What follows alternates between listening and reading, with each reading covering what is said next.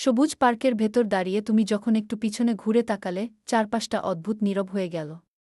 ছবির মতো সবকিছু শান্ত, কিন্তু তোমার চোখে ছিল এক ধরনের সতর্কতা, যেন তুমি অনুভব করছিলে কিছু একটা ঠিক নেই।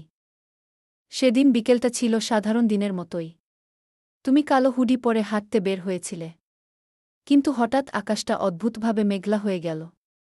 যে পার্কে কয়েক মুহূর্ত আগেও মানুষের ভিড় ছিল, তা যেন আস্তে আস্তে ফাঁকা হয়ে যাচ্ছে। হঠাৎ এক মুহূর্তে তুমি শুনলে, ফিরে যেও না গ।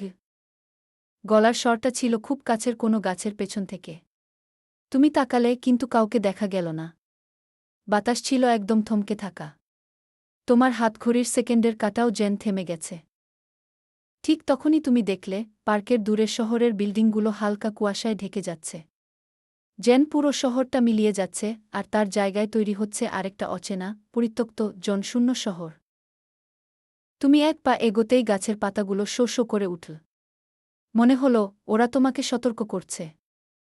আরেকটু এগিয়ে তুমি বুঝলে, তুমি আর পরিচিত শহরে নেই।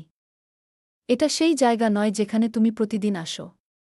এটা এক অদ্ভুত, নীরব, ভুলে যাওয়া শহর। এখানে রাস্তা আছে, বাড়ি আছে, কিন্তু মানুষ নেই। জানালায় পর্দা নড়ে, কিন্তু বাতাস নেই।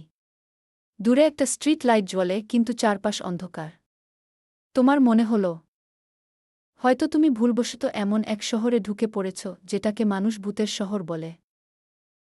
হঠাৎ তোমার মোবাইলে একটি নোটিফিকেশন এল। কিন্তু স্ক্রিনে লেখা, নিজের দিকেও তাকিয়ে দেখো, কেউ তোমাকে দেখে ফেলেছে গি। তুমি ধীরে ধীরে পিছনে ফিরলে।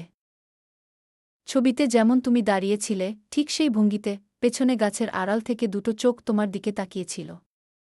মানুষের চোখ নয়, বরং এমন চোখ যা বহু বছর ধরে অন্ধকারে অপেক্ষা করেছে।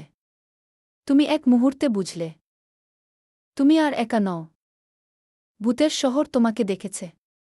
আর এই শহরে ঢোকা সহজ, কিন্তু বের হওয়া, সেটা হয়তো আর কখনোই নয়।